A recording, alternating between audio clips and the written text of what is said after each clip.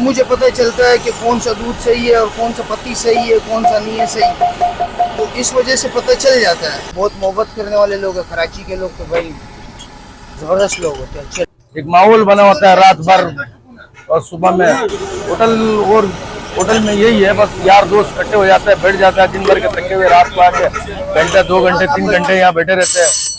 हमारा भी रोजगार चल रहा होता है, कभी मेला लगा हुआ होता है, एक रौनक होती है। नहीं नहीं, इधर कोई प्रॉब्लम नहीं, अभी तक तो कुछ भी नहीं है सब, यहाँ कोई ऐसा इशू नहीं होता है कि लोग, अब वो पहले वाले लोग तो है नहीं, वो समझते हर चीज समझते हैं, वो होंगे लोग होंगे जो करते होंगे, बाकी यहाँ कोई ऐसी इशू नहीं है। अरसे से तो तकरीबन हमारा जो कम से कम 24 साल हो गए, क्योंकि मैं 2000 में हूँ, 2002 से फिर मैंने काम स्टार्ट किया होटल के अंदर, तो अभी तक तो 22 साल हो गया इस फील्ड में। कभी ऐसा कोई नहीं हुआ।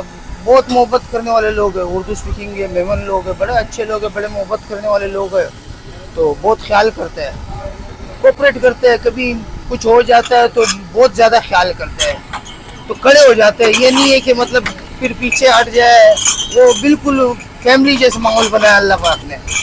नहीं, वो तो फिर उसको पता चल जाता है। एक तो चाय का मियार जो होता है, वो कोयटा चाय का अलग ही मियार है, वो अलग सिस्टम है, वो अलग चीज़ देते हैं। वो जो पत्ती होता है हर चीज़ बेस्ट होता है, पत्ती भी ज़बरदस्त क्वालिटी के पत्ती लाते हैं, और दूध भी अच्छे दूध समझते हैं। ये काम है, 22 साल का तजुर्बा है मेरा, कि मैं 22 साल से होटल फील्ड में हूँ, तो वो एक तजुर्बा हो जाता है ज़िंदगी का, तो हर काम में फिर एक तजुर्बा हो जाता है, तो उससे भी ज़्यादा पता चलता है।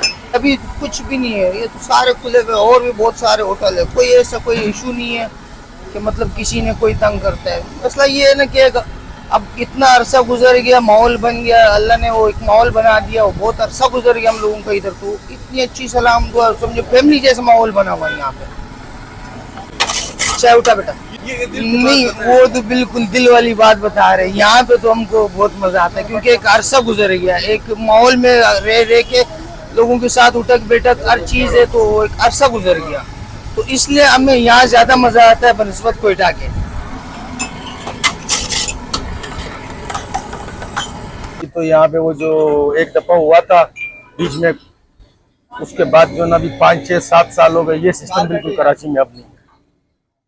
अब सारे आवाम एक दूसरे के, चाहे वो उर्दू स्पीक हो, चाहे वो सिंधी हो, चाहे वो पश्तो स्पीक हो, तब आवाम समझदार हो गई, इन चीज़ों से बाहर आ गई।